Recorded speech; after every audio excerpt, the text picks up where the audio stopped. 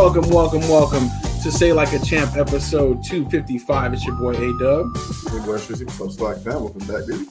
What it do? Back in the building. Another week in sports. Another episode of SLAC with your boys. And as always, we appreciate y'all being here with us, rocking with us each and every week. 255 weeks strong now. That's what's up. Strizzy fam, how are you feeling? I'm feeling good, man. You know what I'm saying? That's we're inching towards the start of the football season, man. So as you know, I'm excited for it. But aside from that, you know what I'm saying? Same stuff, different day. How about you? Yeah, pretty much same. Busy day to day, just kind of juggling a lot of different things and getting it together. But always good to be able to sit down and chill with our fam and talk a little bit of sports. So we're excited for that. Speaking of fam, we got Unk in the building early. Hello from Texas. What's good, Unk? We got Kelly as well. Happy Tuesday. And we got Pops in the building as well. Evening. Nice. So I think we are going to make history on the show, 255 episodes strong, but we're going to do something we've never done before, I think. This is going to be a first. But before we do, Stephanie Washington, welcome in. Definitely glad to have you with us. And, yeah, we are going to start off with a little bit of baseball, actually. We never really start with baseball. I don't think we've ever started with baseball, but it's day to day, you know what I'm saying? The All Star Game going on, and a lot of funny stuff happening last night with the anthem that we'll get to as well. But we did have the home run derby. We did have our props, and I just want to say how disappointed I am in Pete Alonso. I had faith in this dude, and he came out weak in the home run derby. But also watching it, I guess this is something we've always known too, but the pitcher that pitches to you is just as important, as important as the batter, for sure. For sure. If they can lay him in there nice and easy and just take all the stress off the batter where they can just do their normal swing and it's just flying out, that's what's up. But shout out to Teoscar Hernandez. He was actually a late addition. He only announced on Sunday that he was going to enter, or 2 days, maybe Saturday night. Yeah. So he ended up winning. And then shout out to Bobby Witt Jr., the hometown Royal superstar. That he showed out, he got second place and was just really close. The way they did it was kind of exciting. He was really close to actually winning it. So no, man. Like you said, the pitching thing. I was a little worried about Bobby's pitcher at first too, because it was a little awkward. But shout out to Hernandez too, man. He was actually essentially last, if you will, in the books to win the thing. So he had the highest odds, if you will. So. For anybody who put their money on Teoscar, man, that's just huge. So shout out to him, man. That's a big deal. Nobody really had him winning. You know what I mean? Exactly. Yeah, he just jumped in, and they kept saying at the beginning, he's always wanted to do one. He's always wanted to do one. So he's just happy to be here, and he ended up showing out. So that was dope. Also to see some of his home runs were long, but I think Ozuna might have hit the longest one. He hit one 470 or something crazy like that. And the way that the ballpark there is in Texas, some of them were going out to the walkway areas and stuff, out of the whole stands. Yeah, that's crazy. So that was dope to see. Kelly asked, do they all have the same pitcher? So no. So they bring their pitcher with them. So you get to choose who's pitching to you. And so normally they choose somebody that they're comfortable with or that does the VP for the team. And it's kind of a cool thing because they get a trip to the All-Star Game too. They get to roll out. So you get to pick which pitcher you bring with you. So I definitely think some of those pitchers made it a lot easier on the guys than others, for sure. Yep. Unk says we need to do a episode from Puerto Rico next summer. That's what's up. Yeah, let me know. You think you were just down there? Would that be feasible?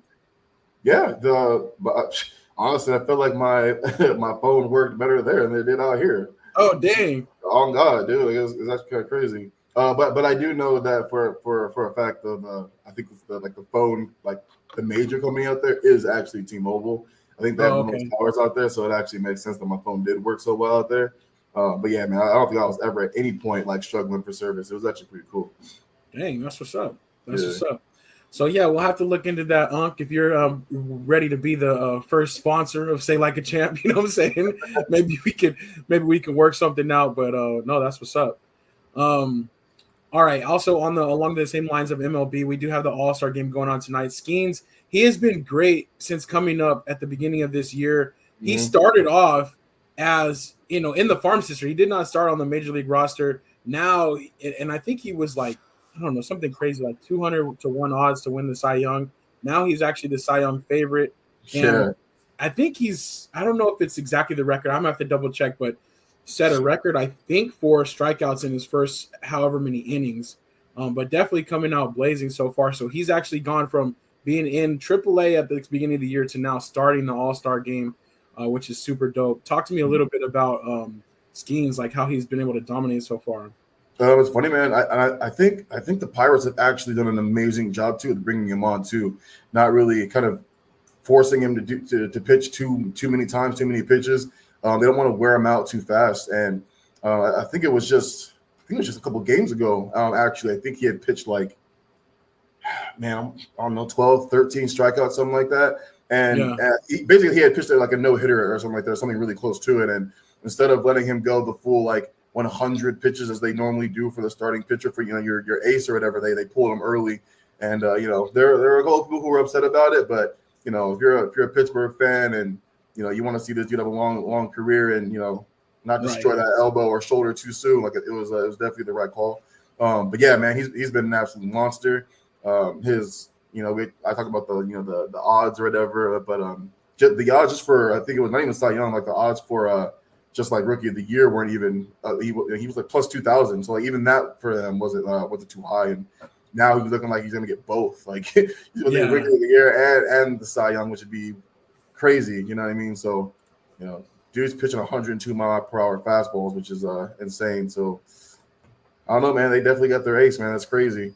Yeah, exactly. But that's a great point about how they are kind of bringing him along slowly. I think he's had 2 times where he's gone 7 innings, no hits, and then they've kind of taken him out, and I agree, like in the old school days, or if this guy is, further into his career, we're letting him go for a no, like they're going to let him try to finish that thing out, but they are doing it the right way with him. And that's super legit, probably going to get the NL Cy Young. So that's crazy. Yeah, from just a prospect to now like doing it at the big leagues. And sometimes though too with pitchers, which I mean we'll see the longevity, but sometimes they do catch people off guard a little bit at the beginning of their career because like people aren't used to their stuff, and then you see them over and over and you kind of get to figure it out. But that'll be his next challenge. But so far he's adjusted to the big leagues really well. So that's what's up. Welcome in, moms. Hi, friends. Welcome to the show. Appreciate you being here with us. Unc says he's already saving for next summer, so maybe there'll be a little bit in the budget, you know what I'm saying? Make something happen. That's what's up. I think right now the game is going on. It's 3-3 in the bottom of the third, so some exciting happenings already. But Skeens did start the game, and he pitched. He puts up all zeros against the top 3 hitters from the AL. But then he's already out now. And that's one thing that's kind of hard about the All-Star game is you're just going to get a little bit of time. It's not like a normal game. Exactly. So you got to make the most of your opportunities, but it looks like he did. So shout out to him. All right. Speaking of the All-Star game and the festivities, last night we had the Home Run Derby national anthem, which I don't know her last name, but Ingrid something, which I was going to check. Like I wanted to check with you and I wanted to check with our Slackers. Like if anybody had like heard her music before. I think she was like 3-time Grammy nominated, never Grammy winner. But put up possibly the worst national anthem, at least like nationally publicized national anthem. Obviously there's a lot that we don't hear, right? Or we never would know about.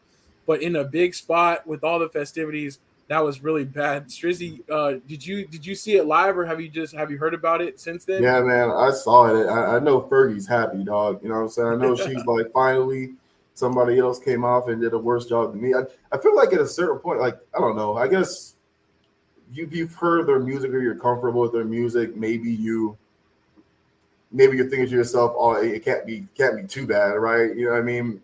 I don't know, but like, did they hear her beforehand, like rehearsing, and you know what I'm saying? Like it was right. Yeah, I was watching it live, and it was so funny because at first I was just like, it's kind of in the background, like I wasn't like paying that close attention, and I'm like, wait a minute, this sounds a little bit off, you know what I'm saying? Like, and it really did sound like like a not even a Friday night karaoke. It sounded like a Tuesday, Wednesday night karaoke session. Like you shouldn't be there. Exactly, like not the karaoke pros, because some people get down with the karaoke, but this was like her friends dared her, and she was like, all right, whatever, and went up there. Stephanie Washington says not worse than Fergie. But yeah, I was gonna mention this too. Kelly says never heard of him. I saw she just checked into rehab, and yeah, so she came out with a statement today, basically saying that she apologized, that she was drunk during the performance, and that wasn't the representation she wanted to put out there, and she was checking herself into rehab. I kind of feel like that might be damage control. I feel like that might be an excuse, like to try to get off the hook for how bad it was. Sure. But it did sound like she was trying to go for a style of some sort and just was like trying to make it like a super cool version, and it just came out terrible. Like, I don't know.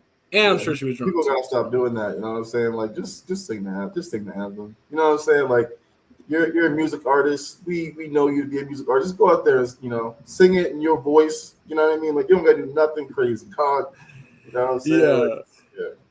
I know, it's funny. It's like I feel like it's like you're not Jimi Hendrix. Like, he was playing it with a guitar. Exactly. So he could do whatever, you know what I'm saying? He could make it funky. He could change it up.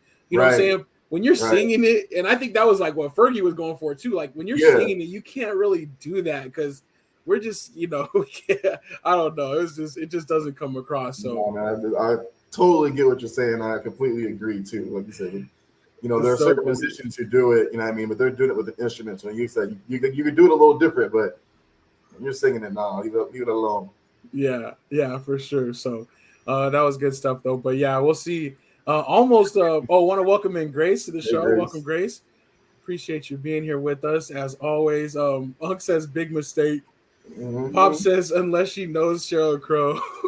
Grace says singing rehab. That's what I think. I think she's going to singing camp. You know what I'm saying? They're gonna try to put her behind the public eye until they can teach her how to actually sing. So we'll see. But that was fun stuff. But it's almost probably been good for her in a weird way. Like, she probably got some boost on some streaming numbers or something like that, because people will be checking her out now. But her name is Ingrid Andress. So yeah, we'll see.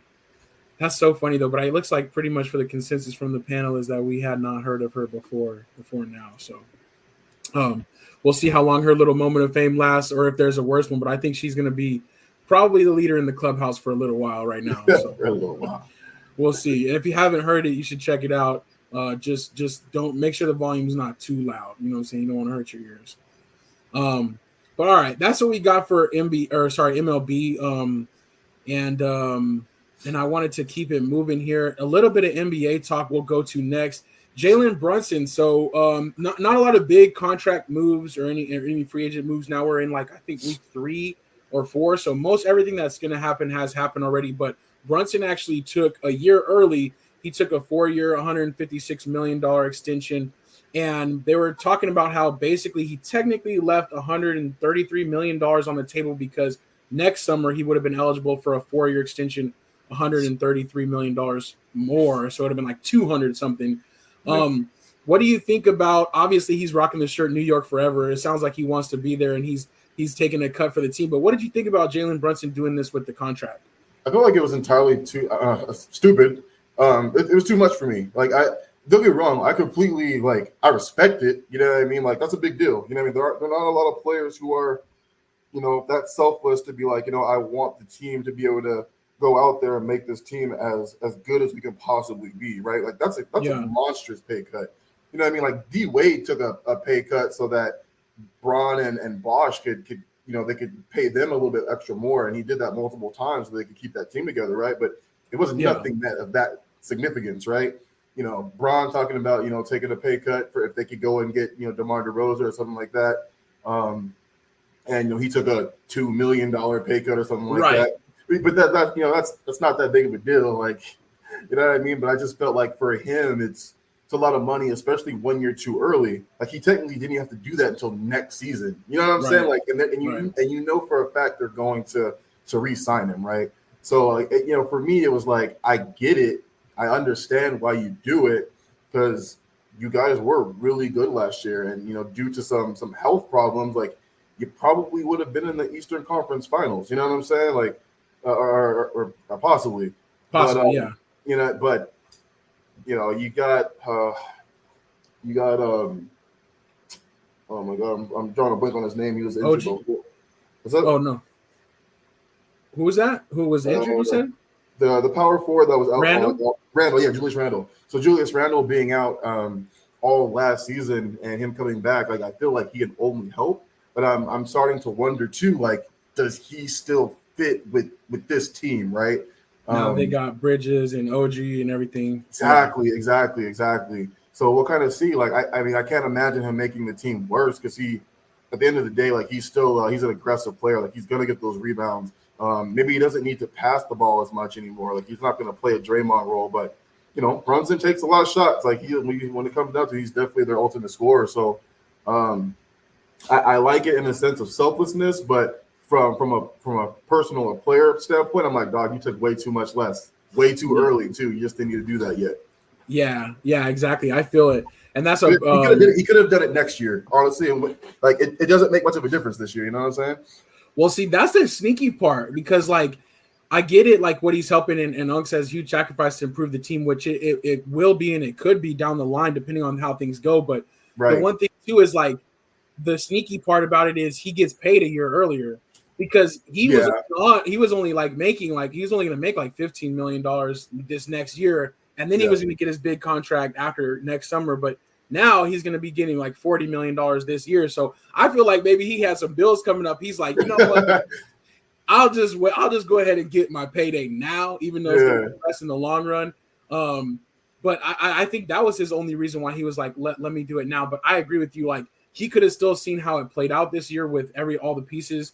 And then got his contract and got the most money out of it. But I think that's the only part where they're like, oh, he left this money. He left like $113 million on the table. It's like, well, we're not factoring out like he's going to make more money this year. So it's kind of a little bit of a help for him too. Yeah, definitely see that. But I also feel like with the season that he had last year, I feel like those endorsements had to double. You know what I'm saying? True. Like, so I feel like in regards to not necessarily this NBA check, but just, you know, the check from the outside of the NBA, I feel like those definitely had to go up. You know what I mean? So yeah. Yeah, I get you though. Like 15 million is a lot different than 40, 40 plus. Yeah. But you know, next year that's closer to 50 million. You know what I'm saying? 50 million. True. So it's and like, that's I can see crazy. That though. Yeah, it's crazy. That's a lot of money. That's a lot of money. Definitely a lot of money. It's hard for me though to feel bad for anybody making 39 million a year. And I'm supposed to be like, dang, dog, you could have got, you know. But I get it though. I get it too, because when they're talking a whole different, especially when it's guaranteed money. You sign that paper, it's yours. Right. So that is a whole different thing. But we'll see. But that's another great point from you, Strizzy. I mean, it's like those endorsement deals, being in New York, being in one of the media capitals of the world, that's gotta help him on the other side too. So he ain't dumb. He did it for a reason. He's got it figured out. But also it makes him look like a great guy as far as team. It does. And you know his dad's a part of that coaching staff too, so it's probably the same thing where it's like, you know, it just kind of helps, you know what I'm saying, with your family on staff, you know what I mean? Yeah, exactly. He's getting people paid in the family too. Yeah. So it's all good. But no, that's what's up. One other move that I was hoping the Lakers could figure out a way to maybe sign, but they're gonna have to cut since their roster is full, is Gary Trent Jr. I think he was like the last of the potential, you know, impact makers out there. Sure.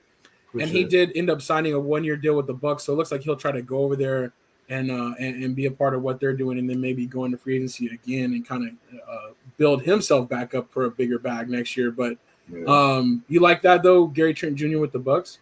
I do. I mean, for the Bucks, so they need it. I was looking at their current active roster right now, and it's not looking very good. You know what I'm saying? Like aside from you know Dame and Giannis, you know what I'm saying? The rest of that roster right now is not looking too great. I don't even think Malik Beasley is no longer under contract with them either. I think he's now out there as well.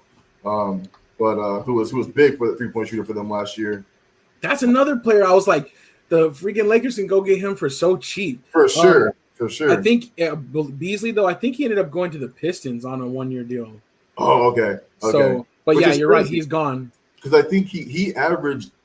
Not average. I'm sorry. He had the most 5 3-point games last season of any other player. So like no other player scored more 5 3-pointer games than he did. So he had a great shooting year last year. So again, yeah, you're right. Like Lakers would have had another nice knockdown shooter for them, veteran too at that. Right. So I think for the Bucks, like that's definitely a big pickup for them.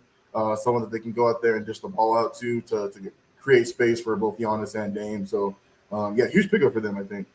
Yeah, for sure. So definitely slow though on the NBA news. We definitely have Team USA who they came out and they did their thing against Canada, which is always kind of a fun matchup because they got Dylan the Villain, of course. You know what I'm saying? And him and LeBron going against each other anytime is kind of a little bit of extra something in there. But they did good against Canada. And then they actually came out, they were stomping Australia. And then Australia had like a little bit of a late run, which Australia is another really, really solid international team. But Team USA is still doing their prep work. Right now they're out in Dubai.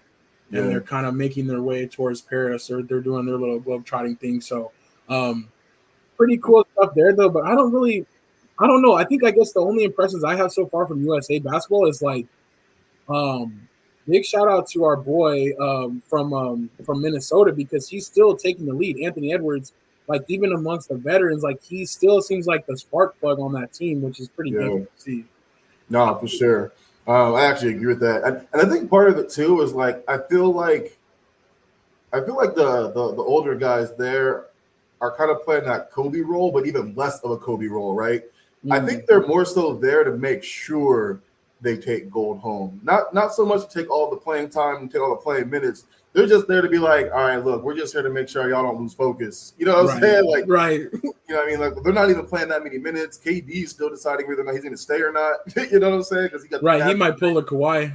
Yeah, for real. End up being gone soon. But they were stomping Australia. They were beating. I honestly, I kind of blame Kerr for that. They went entirely too long without calling a timeout or two when they were up 22 points. And I kind of understand kind of like letting them just go and letting them kind of figure things out, because it is tough when you got literally nothing but superstars playing on a team. But like let's not risk anything. You know what I'm saying? Like, you know, they go on a 14-0 run, like, oh, you gotta call a timeout.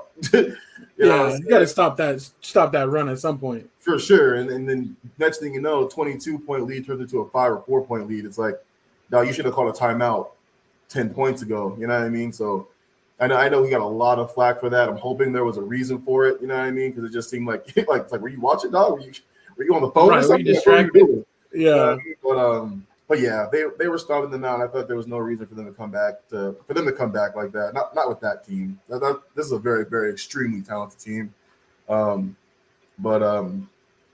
yeah, I think maybe it's a learning opportunity for him, and maybe hopefully it doesn't happen again. Exactly. Like, not when you get to the realness, because for sure, I want them to go undefeated like the 92 team, like just like stomp everybody, you know? Yeah, like, exactly. I don't want them to leave any, scorched earth mode. Like, you know what I'm saying? Don't leave no traces behind. Exactly. Even the so-called redeem team, I think they beat everyone by an average of like 40 points until they got to the championship against like Spain or whatever. Yeah. Like, everybody getting stomped out.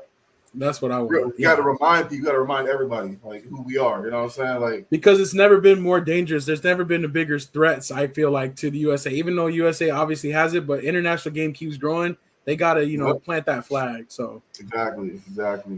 We'll see. But we'll definitely be checking them out as they get closer to Paris. And I think that the Olympics starts at the end of this month. So I don't know when the real medal games type of thing will be going on, but we'll be seeing that pretty soon.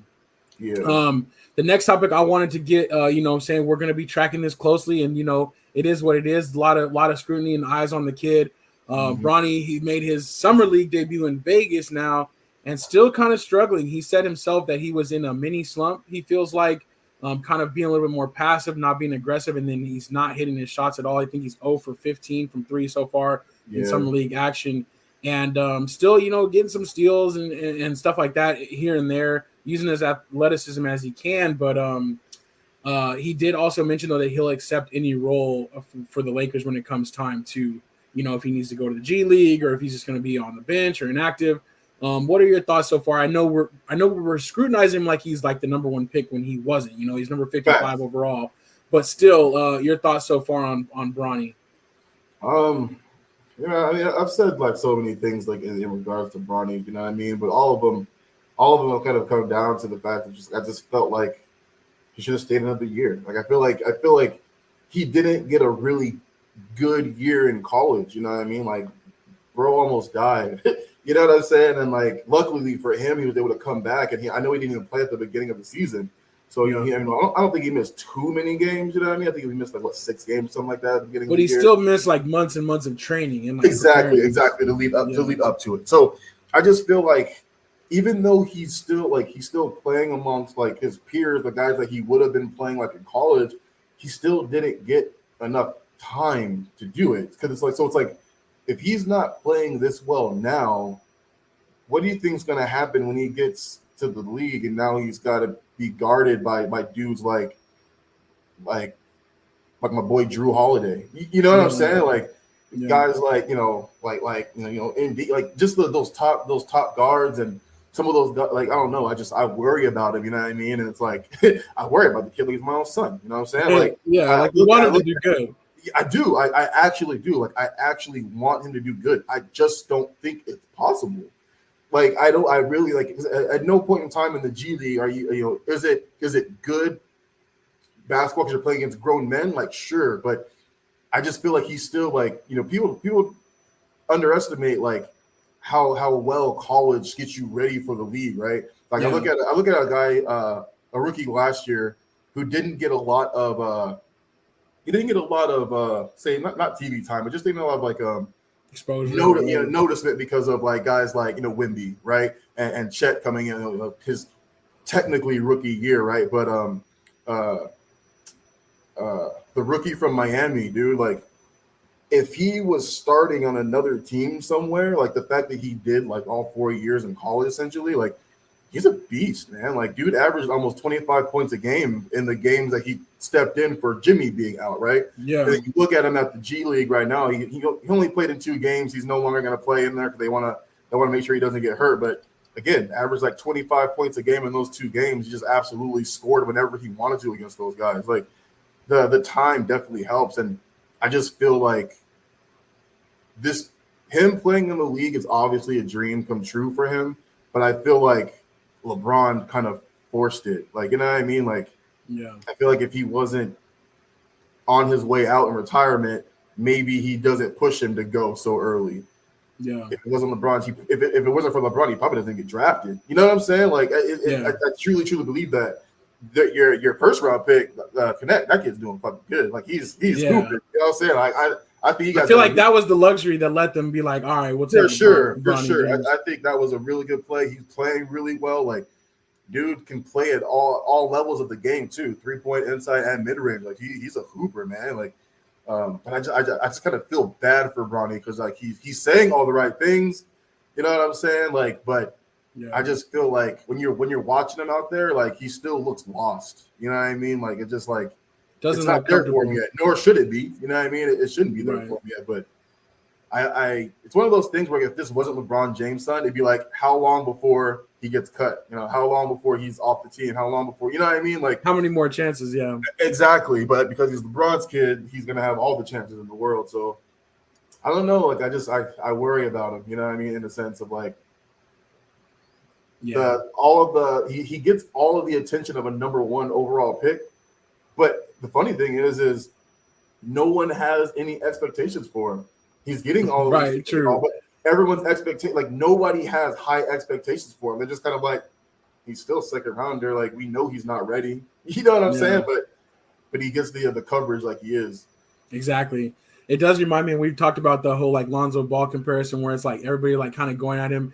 And it's like kind of similar, like we talked about that with Caitlin Clark. We talked about that with Lonzo Ball. But now it's almost similar like that with Bronny, except for he doesn't have that same type of game to back it up because he's not like a number 1 pick or a top 5 pick, you know. It is going to be tough sledding for him. But I don't know. We'll see. Stephanie Washington, she says, thought they initially said he wasn't going to G League. Now he may. Yeah. So they did. So his, Rich Paul, his agent basically was like, we're not interested in a 2-way contract. We don't want him to be in the G League.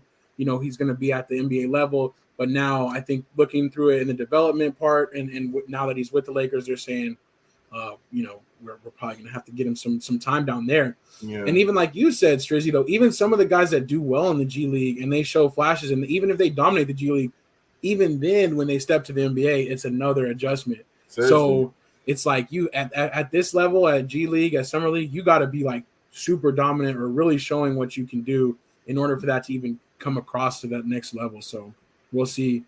Unk says, dude can't score. Yeah, he's not, not going to beat that. I guess it's just going to be slasher and defense. Yeah.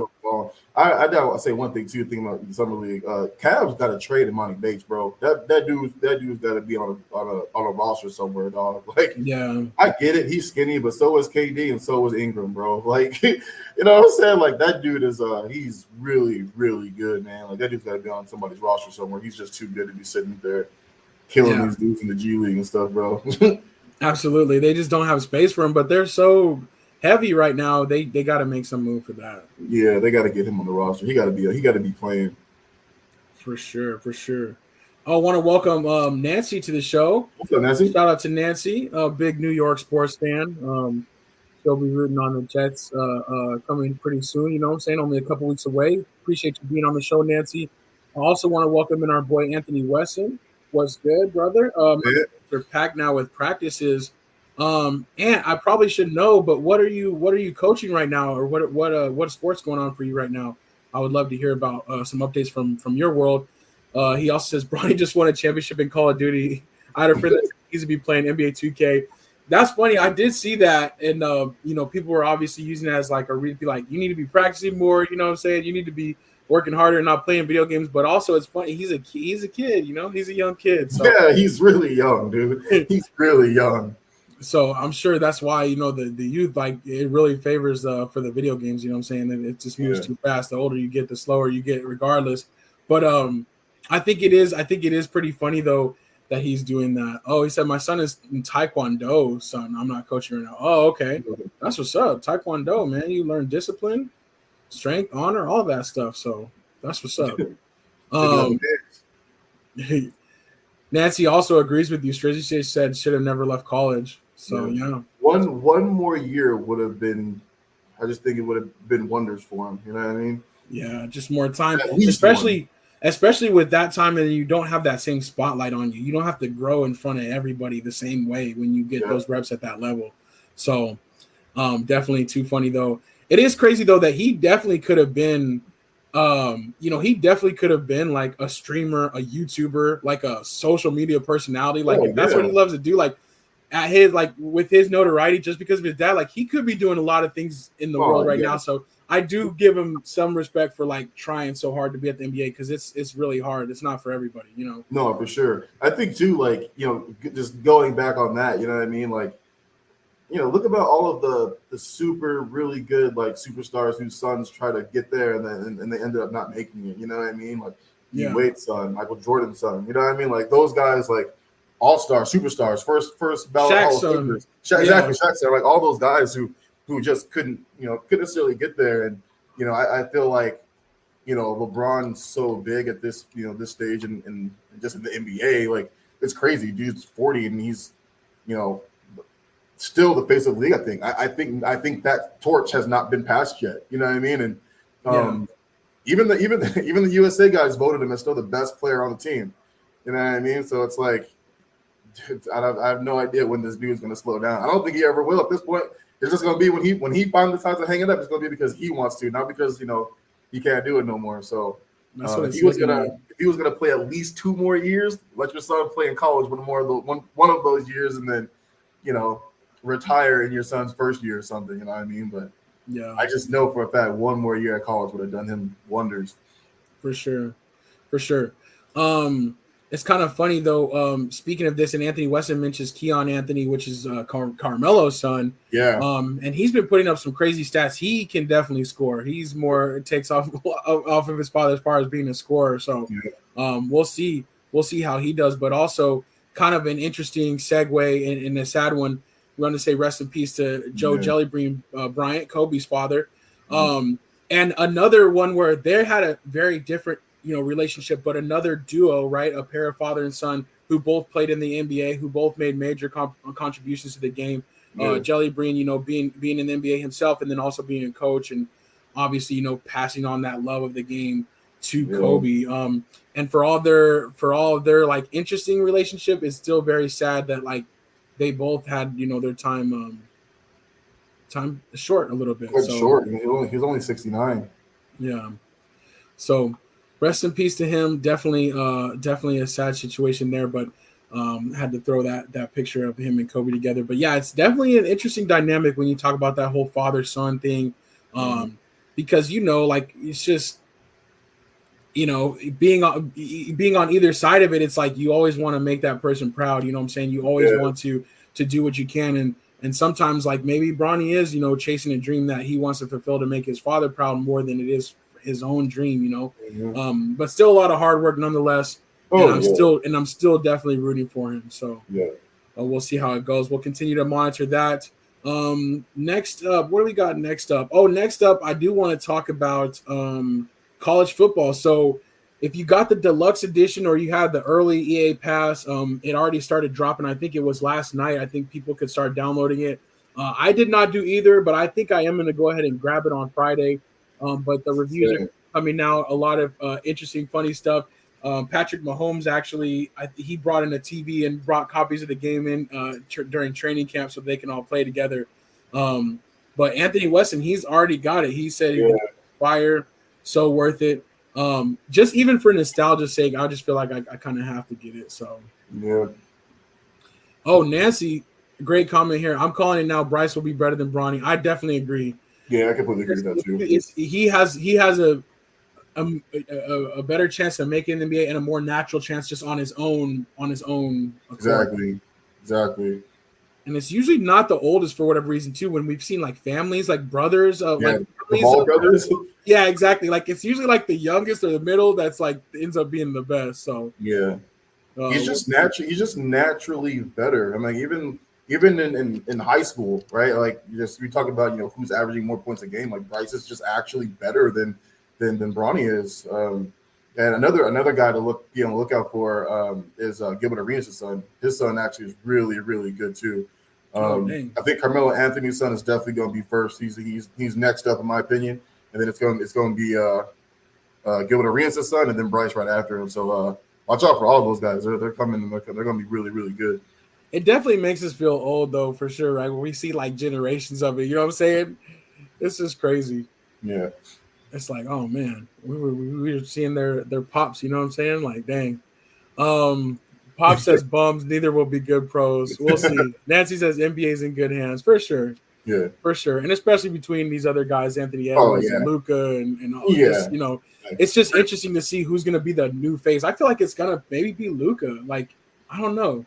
Like, who's the biggest? Like, we'll have to debate that. Like, who's the best chance to like really take the torch from LeBron? Or is it even LeBron's torch anymore? I don't know. But I feel like it's still kind of him. I feel like Giannis had a chance to snatch it, but not really. No, I feel like he kind of fell short the last 2 seasons. Yeah, so it's going to be interesting to see who's it going to be. Is it going to be Edwards? Is it going to be Luka? You know, I think it's really between Luka and Ant. I think it's between them two that are battle out for it. I feel like Jason Tatum can't do it just because he just got outshined by his counterpart. You know what I'm saying? Like it's gonna be difficult to do that. You know what I mean? But I think it's Luka for sure. Yeah, I'm kind of thinking Luka too. Anthony West says most marketable. I think the only thing that Ant has going for him is because we're kind of like narrow-minded in the U.S. I feel like the fact that Ant is American, he has a better chance to kind of like take that spot. So he's got the inside track for me, even though that's just kind of how like we limit ourselves in a way. But I feel like if you're just going based off of like trajectory, like Luka, I mean, he came in balling like straight off the bat. Balling. Yeah, you know, it's funny. Pops' comment, I actually agree with. As far as Carmelo goes, I think his son has. I feel like his game is a little bit more. He's got a little bit more range. You know what I mean? Like, But I don't know. I've always kind of felt Carmelo's a little overrated too. I feel like, I feel like he was like a smidge above, but I feel like he's very similar to those players where it's like Denver, it was everything. You were that man. You could score like crazy. And also like the franchise never had anything like you. So you're going to be put up on the pedestal, you know? Yeah. When you go somewhere else, and especially when you go to the Knicks, which is like the mecca of basketball, right? When you go to Madison, you have to go there and win. You have to go there and continue to be that dominant. Obviously, he could always score, and he had that knack. But when you talk about like just being the number one dog and like unquestioned, you can do that in Denver. But it's not the same in other places. Yeah. And like if he would have had his whole career in Denver, even though it's just weird to think about it like that, like he probably would have even been more heralded or like been higher up on our rankings just because of like, okay, he was in Denver type of thing. Yep. I think if he would have gone somewhere and could have been like earlier in his career and would have been able to be the second or even third option, I think he would have been better off. You know what I'm saying? Like, because like Anthony just puts up like Olympic Melo. When Olympic Melo was in Olympics and, he could kind of play behind LeBron, Kobe, and even D-Wade, like he was one of their leading scorers between him and Wade. You know what I mean? And Wade was coming off the bench. You know what I mean? Like, but because the thing is he was only a scorer. Like when it came to getting the bucket, like he was great. But I just felt like at any point in time, like he could have been a much better passer because he demanded some double teams. He was a bully down there, so but he didn't care. He was like, look, if y'all gonna bring three, I'm gonna score on three. Yeah. You know what I'm saying? So exactly. I just felt like for some reason, like he like you said, big, in a market like Denver, but you know what I mean? Like even in Denver, like if you can look at somebody like Joker is kind of doing the same thing, but he won one. You know what I mean? Yeah. Like so that makes it even bigger because he actually got it done there. Right. You go to New York and it's like that's where you're from. You know what I mean? Like if there was any spot for you to be to get them back to the playoffs and have some successful playoff, and he wasn't even successful there either. You know what I mean? No real playoff success there either. So kind of hard to watch. Yeah, I feel it. Unc says, I was watching Sean Kemp highlights earlier. Shame his career didn't flourish. Yeah, Sean Kemp was a monster. Yeah, Sean Kemp was an absolute beast. All right, let's keep it moving.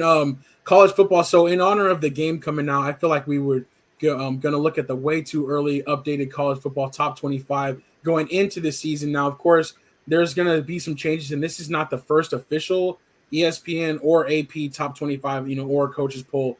But early on, they got Georgia in the top spot, followed by Ohio State, Oregon's got some players, and they got Dylan Gabriel, which he's a monster now, and Texas and Notre Dame.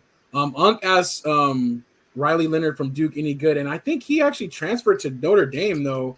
I don't think he's going to be that good, but he's going to have a good team around him.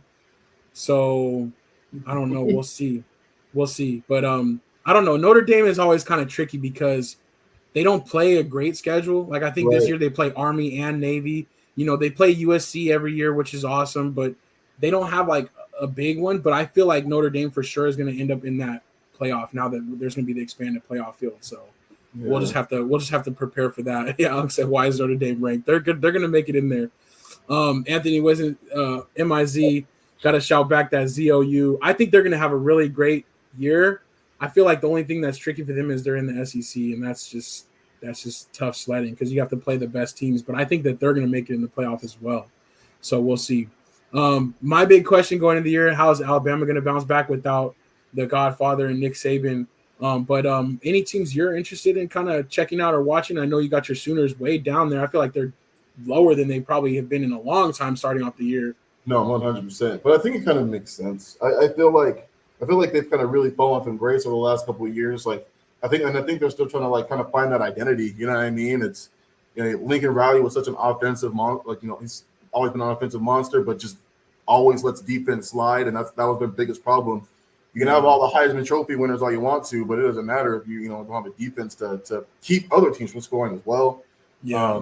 And right now, we're supposed to have a more defensive-minded coach, but now we're really, really lacking on offense, and we can't score as well. So I'm not that surprised, honestly. I'm glad we're there. We'll have an opportunity to win some games. But now in the SEC too. Exactly. So I feel like until they figure some things out, I don't think we're gonna figure some things out before we get better. You know what I mean? And I'm not too surprised at that. Michigan, that's kind of crazy. They feel hard, but it kind of makes sense. Lost their coach, lost their quarterback. Right. A lot of their key pieces from that run, and Nancy mentions that too. Now that their coach is gone, let's see how they do. Exactly. And I think the Nittany Lions, I think that one kind of surprised me a little bit. They're all the way up there at 8th, starting off. You know what I mean? So I thought that was surprising. So kind of interested to kind of see how they're going to play too. They're already all the way up at 8, and then Bama, of course, never been a Bama real fan, but the respect has always been there.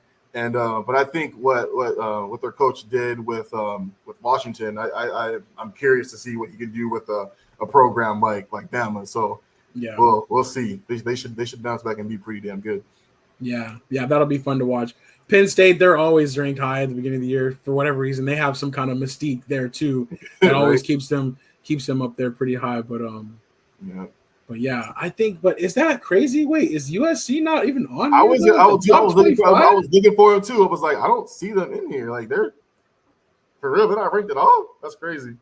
That's crazy. I don't know. We'll see. But I guess not so far. But again, this is the way too early, and I'm sure it'll be updated after because now transfer portals and different things that happen over the summer. And I think this one was like earlier, like in April or something, like closer towards the end of the season. So we'll see.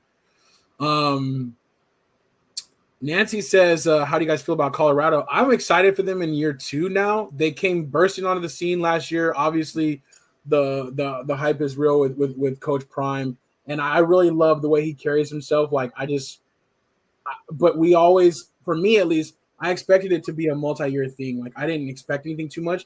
So they almost got out ahead of themselves. And maybe they set the bar too high. I feel like if they would have slowly rebuilt, but I'm watching them. I'm kind of rooting for them. They'll be in the Big 12 this year, so that'll be a whole different kind of ball game for them too. Mm-hmm. But, definitely fun to watch. And Sanders, Shedeur is pretty high up on the projected NFL rankings for quarterbacks next year. So we'll see how this year translates. Yeah, I have a number 1, and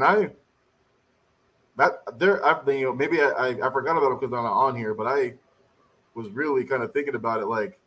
They're a team I really want to watch. The first year, their over under for wins, it's only 3.5. They were only expected to win 4 games.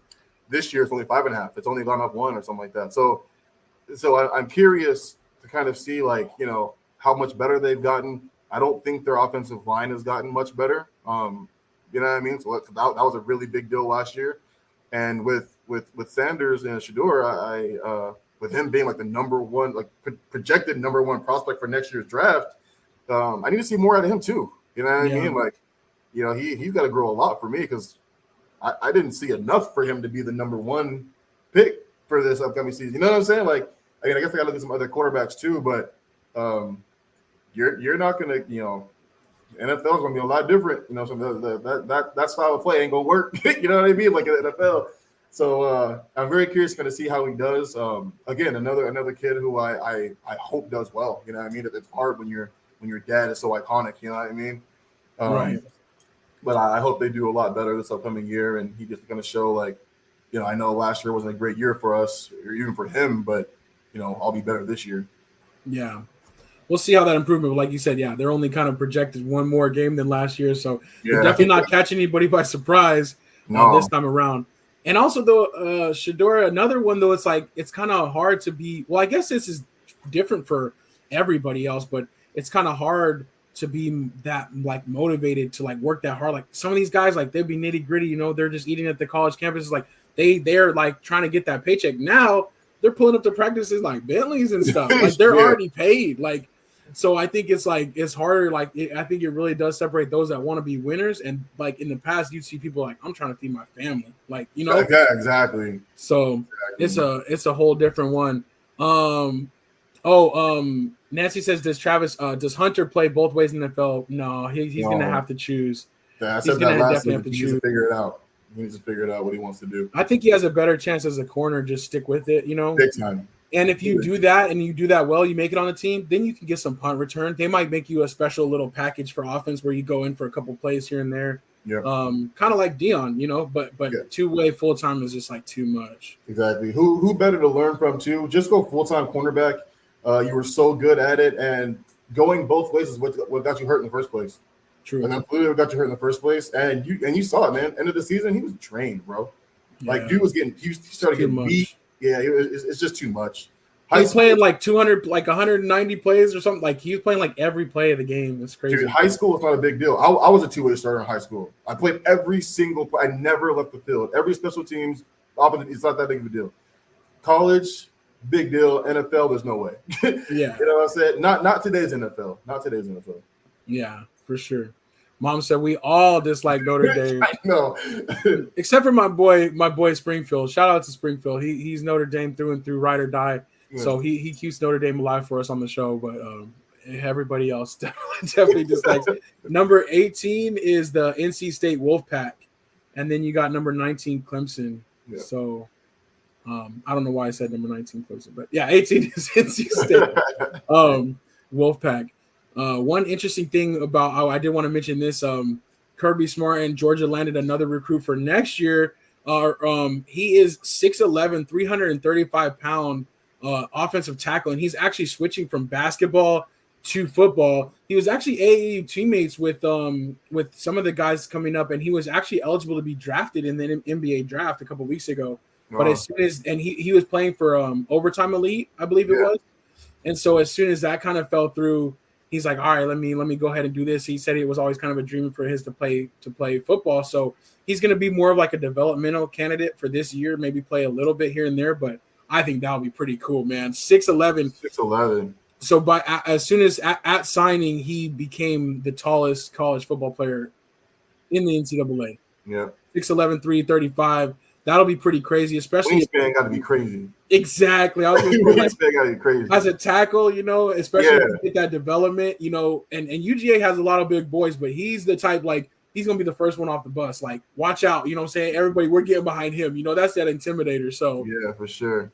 So that'll be pretty interesting though to see how he develops, and I hope it becomes more than just a cool story. I hope he just gets out there and dominates because he's looking to try to, be drafted in the NFL draft. And it'll be crazy to see okay, he didn't get drafted in the NBA, switch up, go a couple of years and play football and maybe make it to the NFL. So, and he's going to come in with good feet too. You know what I mean? Like, you're going to have to play basketball. So I don't know, man. He could be a beast for y'all.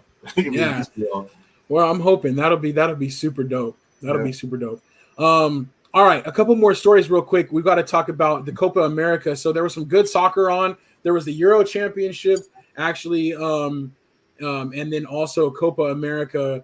And this was the big one, though, Argentina versus Colombia in Miami, which is crazy setting, crazy scene.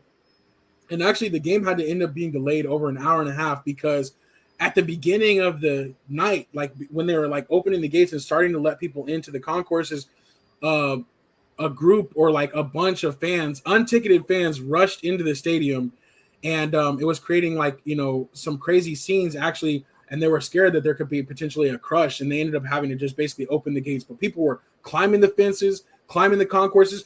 We saw video of people going up into the AC vents, trying to get from the outside, trying to crawl through them to get to the inside of the stadium. Definitely a crazy scene there. But wow. I'm glad it all got worked out. But yeah, so the game was supposed to start at 8 p.m. and ended up starting 9:20 p.m. and going till midnight almost. So yeah, definitely soccer fans, as Nancy says, some of the wildest fans in sports, some of the most passionate. These people were like, look, they can't arrest us all. Yeah, you gotta do what they said. And we can't afford these tickets, so we going in there because the tickets were apparently exorbitant prices, over $1,000 to get in the building. But these people were like, no, we going in there. You can't stop us. It's crazy, but at one point they actually just ended up opening the gates and just letting people come through, and they're like, we'll just have to figure this out later because it was just too dangerous of a scene, people forcing their way in. Yep. And it's crazy because this is the same stadium, right, that the Dolphins play in. So it's not like it's a stadium they don't know about crowds at all. Yeah. But obviously that soccer crowd is a different flavor than your normal, tailgaters coming into this to see the Dolphins play. So yeah, some tickets, apparently these center line tickets, midfield tickets had gone for $40,000, some of the closer tickets. Insane to see Messi play and to see Argentina bring home their third straight, European championship. So when it comes to world soccer, Argentina is the best out there. But yeah, scary scenes, man. It's I would be nervous to even try to go, or just show up late, Facts. It's dang. But yeah, some of those people, that was pretty crazy that they were just out there like that, and they were just we're going in. So, all right, let's run through one more topic real quick. NFL talk. Brandon Ayuk now officially, we've been going back and forth. He unfollowed the 49ers. They don't want me, dog. You know what I'm saying? He said all that, and now he's officially requested a trade What do you think about this saga? And do you think the 49ers just need to wash their hands of it now and just get it over with? Or what would you do if you were them? Yeah, I think I said this a couple of weeks ago. I said they're going to trade him. I said they're going to hold out, and they drafted 2 receivers, 2 really good ones that basically play the same role he plays. You know what I mean? And I just had this feeling that they weren't going to. You know what I mean? It's one of those things where they're really good at playing with what they have. Like they can make damn near anybody look good out there. You know what I mean? That's the kind of offense the 49ers have had for the last couple of years. And you know what I mean? Like you still got Debo. You drafted some really good guys. You obviously have Christian McCaffrey. And you got your boy, the tight end, Kittle. Yeah, exactly. George Kittle's, I got him. That's my dog. And, he's been rejuvenated ever since, the quarterback switch, with Jimmy G leaving. Because I felt like it was like Kittle's about to retire early if Jimmy G can't get this man the ball. He disappeared, man. He went from having like one of the best tight end seasons ever to just completely disappeared until Purdy took over. So I feel like in their minds, they're like, it sucks to see him go, but we're going to be all right without you.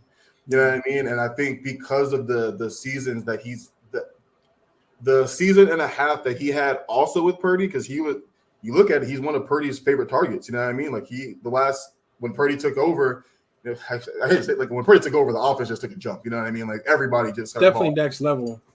Right, exactly. So his trade stock is high. You know what I mean? So they could probably get a couple of first round picks for him, maybe get some players back for him, and in his stead. But I think they'll be able to get something really good back for him. And there are some teams out there that are desperately looking for receivers. My Panthers are one of them.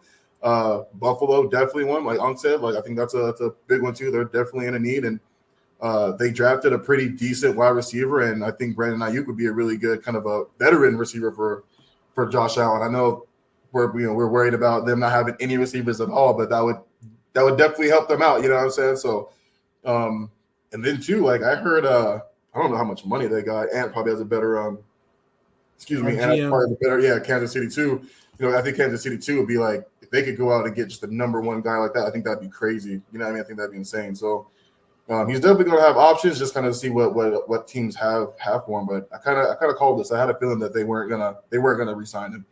Yeah, he wasn't going to get the money that he wanted from 49ers. That's for sure. And that's what I'm saying. Like I like these comments to maybe Buffalo, maybe Baltimore, Kansas City. That'll be very interesting, and especially because this late in the off season, you don't have a lot of chances to get potential difference makers like this. Usually, most teams are pretty much squared up, and they know what they're going to be having. And you don't really see big movement until after people get hurt or, different things like that mid-season.